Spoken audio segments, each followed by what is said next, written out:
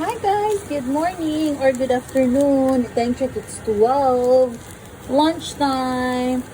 Nagluto ko og fried rice with green peas and corn. So mo na akong paniud to corn. Kuha ko gamay para sa kay pikot. Nagagama ko fried rice. So by the way, nagsaute ko og butter with garlic.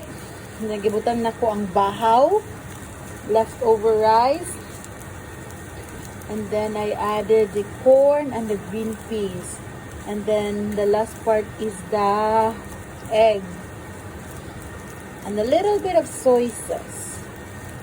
So I was about to add carrots, but it takes a little bit of time to soften the carrots, so let it be for now. I think she's gonna eat it. Okay, that's it. Bye. Do you think we like it?